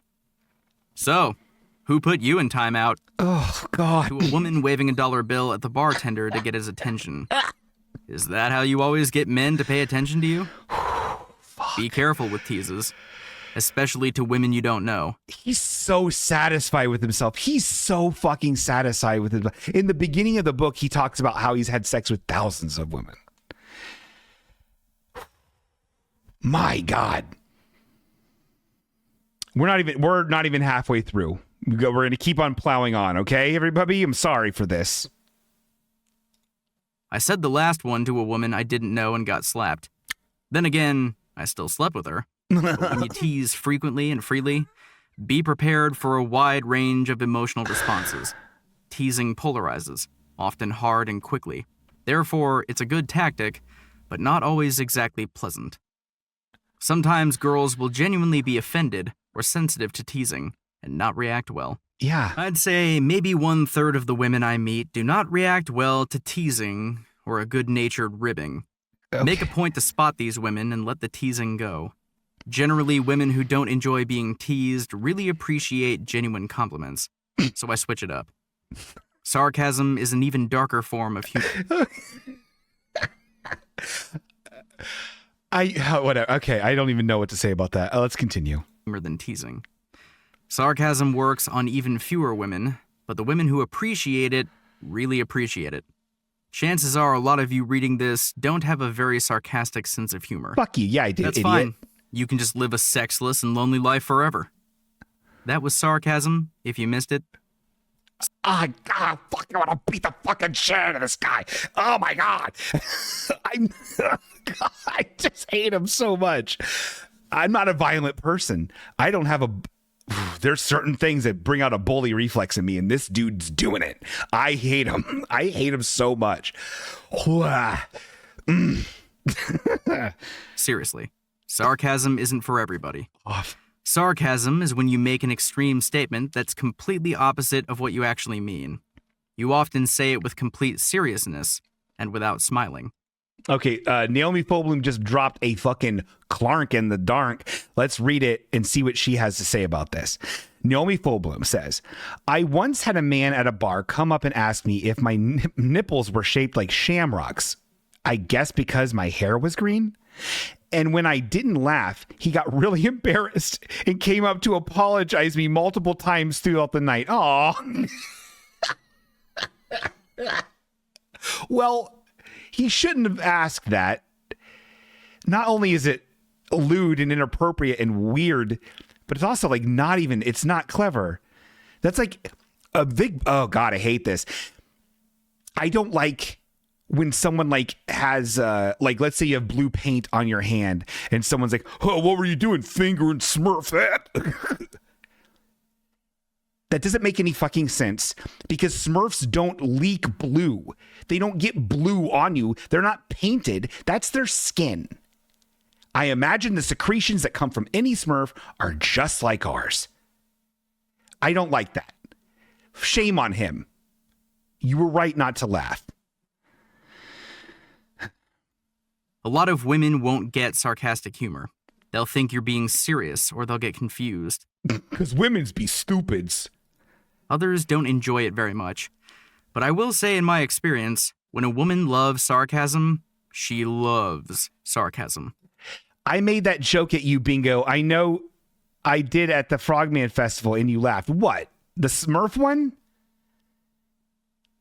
If you did, it's probably your delivery. You're a genuinely funny person, Carly. So even if it was a joke I wouldn't normally laugh at, you probably did it well. But seriously, that's not how Smurfs work. You need to respect Smurf lore. And don't get me started on snorks. Years ago, I was out with a girl at a bar. We had been flirting all night, and she had a very sarcastic sense of humor. At one point, she looked at my drink and said, "You drink slow. I've already finished my drink." I replied with a totally straight face, "Not all of us hate ourselves as much as you do." She nearly fell over laughing. She loved it, and we ended up having a great relationship together. 8chan. The role of swearing. Swearing and dirty language has an interesting role in humor.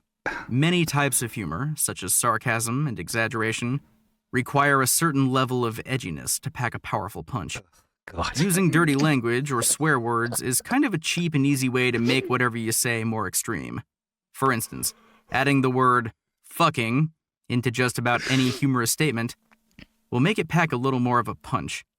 At the same time, using swear words is kind of a shortcut. And if you use them too often, they'll get old quickly and sound try-hard. Dropping a well-timed F-bomb can make a funny joke even funnier, but dropping an F-bomb into everything you say just makes you look unsophisticated. Okay. Generally, the older you are, the more I recommend avoiding dirty language. Okay. Use it sparingly. Fuck you. You only suck. Use it when you have a specific reason Eat shit, to.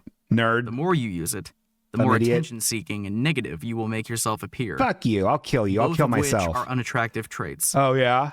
Wordplay and puns. Wordplay is similar to misdirection in that the listener expects one type of meaning and gets another. But wordplay practices misdirection by using words that have various meanings. A few examples. Hurry, a passenger is ill. We need to get to a hospital. What is it? It's a building with lots of doctors, but we don't have time for that. Or, Yeah, that's from Airplane.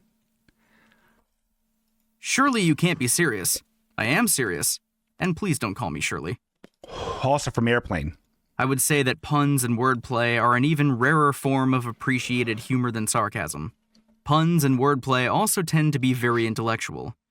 You'll find few women who appreciate them, and chances are even fewer of you reading this like to say them. But again, when you do find a woman who appreciates them, in my experience, she really appreciates them. Role-playing in games. Oh my God. Games and role-playing are quick and easy ways to... I don't remember if this is... I don't even remember if this has anything in it, but it's 3 minutes and 40 seconds left. So let's finish the whole chapter, guys. This is chapter 13 of Models, read by the author, Mark Mams. Inject fun into any interaction with a woman. They're playful, and they open up plenty of opportunities for other types of humor when you use them. Games can be anything from basic physical games, hand slaps, thumb wars, etc., to word games. Okay. 5 questions game, fuck, marry, kill, etc. All right. For instance, fuck, marry, kill is easy. You point to 3 random people in the room and say, okay, out of those 3 people... Oh, okay. So fuck, marry, kill. You point to 3 random people in a room? I've never done that in my entire life. It's always been celebs or fictional characters. I didn't think that, or people that you knew that weren't there. You don't do it to, this is incredibly and this is coming from someone who's pretty judgmental and likes to people watch and judge people on their appearance, as I know it's a bad thing I do, but I like to do it. I would not do this. This is a fucking wild thing to, again, he's floating, play fuck, marry, kill, but if you're at a bar, do it with people that are there that you're looking at. Who would you fuck? Who would you marry? Fuck. And who would you kill, and why? Ugh. This game can lead to quite a bit of interesting conversation based on people watching. Oh, yeah? Role-playing can be just as energizing and fun. Role-playing basically involves giving the woman you're talking to a fake role, and then playing around with that role. Some of my favorite role-playing involves marriage-divorce role-playing. Oh, God. For instance, when I first meet a girl, let's say within 30 seconds, she says something I don't like. I'll say, that's it, we're getting divorced. It's funny because I just met her. Oh! You can actually milk a lot of fun out of something simple like this. For example, you keep the kids, I'm moving to Europe. By the way, your music sucks, and I never liked your casseroles either. If you find yourself having a lot of trouble with humor, I recommend watching a lot of stand-up comedians. Some of my favorites are Louis C.K., George Carlin, and Bill Hicks. There it is, folks. Some of my favorites are Louis C.K., George Carlin, and Bill Hicks.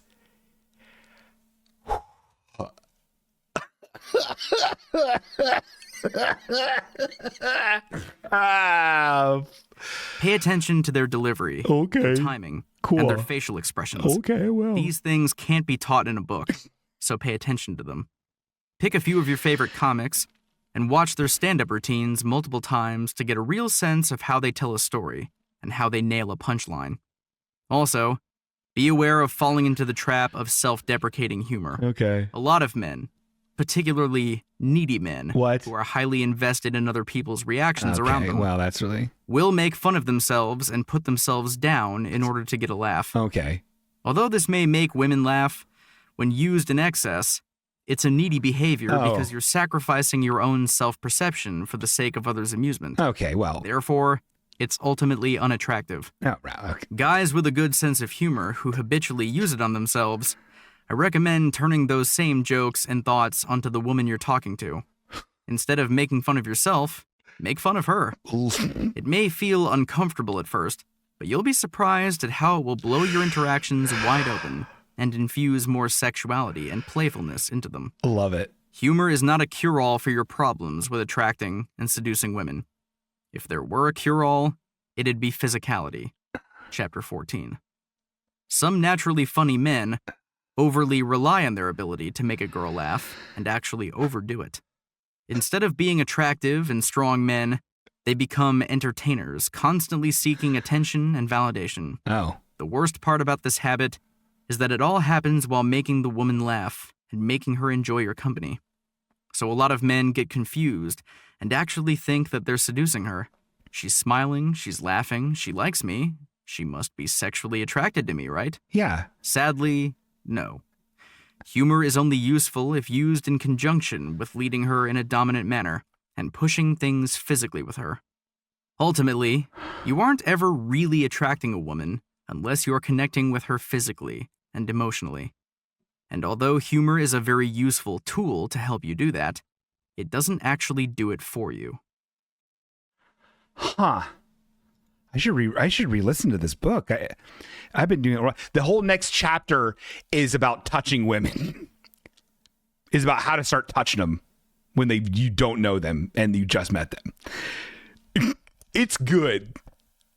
It's cool. Cool book. Anyway, so that's what I've been fucking dealing with. Sexual bingo.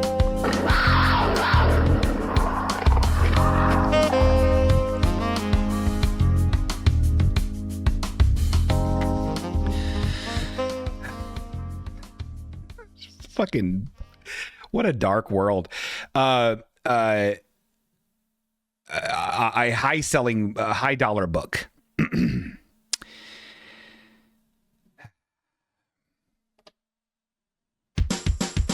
Oh,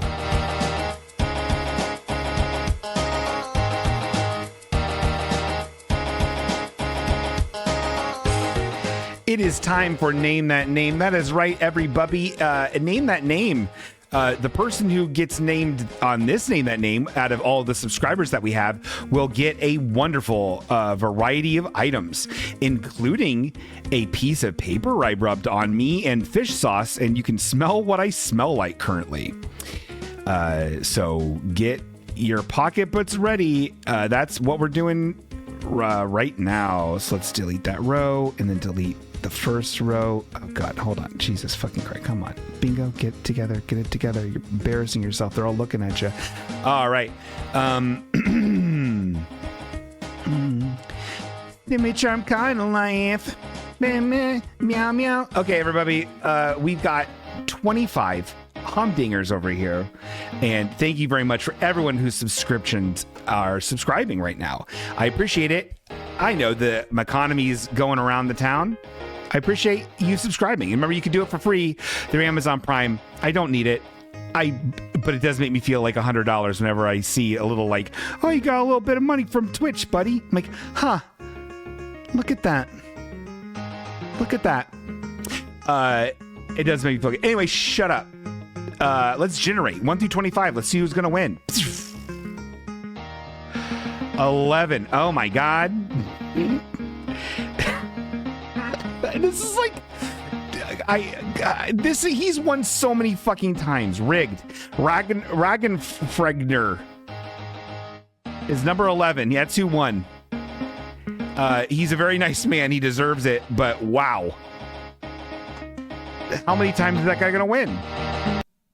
Whoops. Let me mark it on my list. Where's the list? Oh, God, why am I doing this? What? No. Shut up. Here it is. 227. Episode 227, everybody. Okay. Do I know him IRL? Yeah, I do know him IRL. He's a very nice man. And I will also say, this is Ragenfergener's third win and Dwibbins' 67th loss. Thank you, Karist, for the update. Guys, I want you to have a wonderful Thanksgiving. Thank you, Carly, for coming out. I hope you have a great focaccia bread. And I don't know. I hope everyone has a nice time. Have a happy Thanksgiving, and thank you so much. And we'll be here next week. I cannot wait.